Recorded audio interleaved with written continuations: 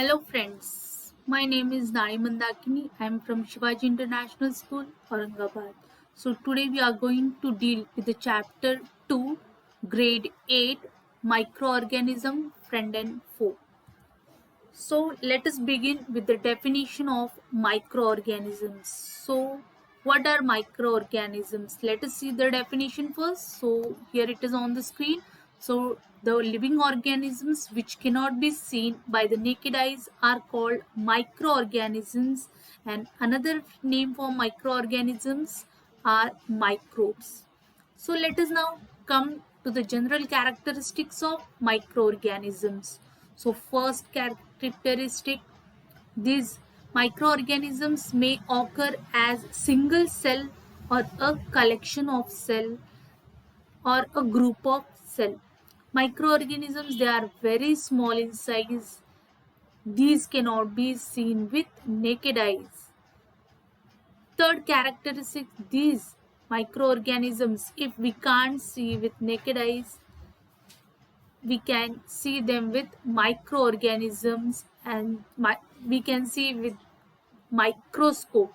That is why these are called as microorganisms. Microorganisms are found everywhere in the air, in water, and also inside the body of other living organisms. Fifth characteristic or feature, microorganisms are capable of existing in extreme conditions of temperature and also dryness. Sixth characteristic feature of microorganisms are some microorganisms are useful to us, whereas many of them are harmful because they cause many diseases. So friends, this was the definition of microorganisms. So here just you have to keep in mind that these organisms, they are very tiny or they are very small, and we cannot see them with our naked eyes. So next subtopic is how these microorganisms are classified. So let us see the classification of microorganisms. So here on the screen you can see the flow charts of microorganisms. So microorganisms, they are classified into 5 types. So first one is bacteria. So you can see the examples of bacteria. Second type is fungi. Third, protozoa.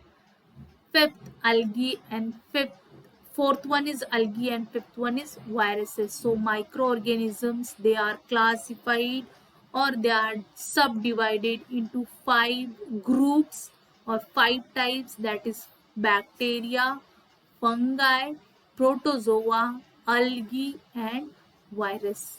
So let us see examples of this microorganisms. Viruses, so here you can see the pictures of different viruses.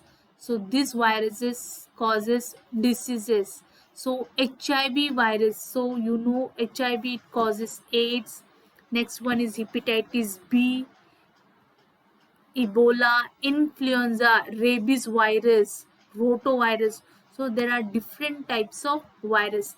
So let us see some characteristic features of viruses. So viruses, these are the sub microorganisms that have the characteristic of both the living and non-living things. So we can say that these are on the border of living and non-living things. Next character features of viruses are they reproduce only inside the cell of living organisms such as plants, animals, and human beings. So here these viruses, they are host in the body of other living organisms. So common elements like cough, influenza, cold, these are caused by viruses as well. Serious diseases like polio and chicken pox are also caused by viruses. Next microorganisms are, you can see bacteria. So these microorganisms, they are responsible for the diseases such as typhoid and tuberculosis. So here you can see the picture of bacteria. Here there are different types of algae, Chlamydomonas, Spirogyra, Amaba, and Paramecium. These are different types of algae. Next, protozoa. So here you can see different types of protozoa. So diseases like dysentery and malaria, they are caused by protozoa. They are also called as protozoans. Different types of fungi. So here bread mold, you know this very well, this fungi, bread mold, aspergillus and penicillium. So these are the different types of fungi. Now friends, till now we had seen the definition of microorganisms. Also we had seen the characteristics of microorganism. Third point which we have dealt with was the classification of microorganisms, how these microorganisms are classified. Now your fourth module is where do we find this microorganism or the habitat of microorganism. So microorganisms, they may be single cell. So single cell microorganism, another name is unicellular. So name itself indicates they are made up of only single cell. They are called as unicellular. So which microorganisms are included in unicellular microorganisms? So these are bacteria, algae, some algae are there, and protozoa. Some microorganisms are multicellular. So multicellular, obviously they are made up of many cells.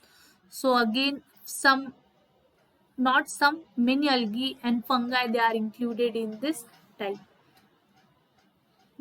Where do microorganisms live? So they live in all types of environment, ranging from ice cold climate to hot springs and deserts to marshy lands. So microorganisms, they are found everywhere in our surrounding. They are also found inside the bodies of animals, including humans. So we had seen about viruses, features of viruses. So they can reproduce in the body of other living organisms. Some organisms grow on other organisms while others exist freely. So this was all about today's lecture. In the next lecture, we'll deal with friendly microorganism. Thank you friends.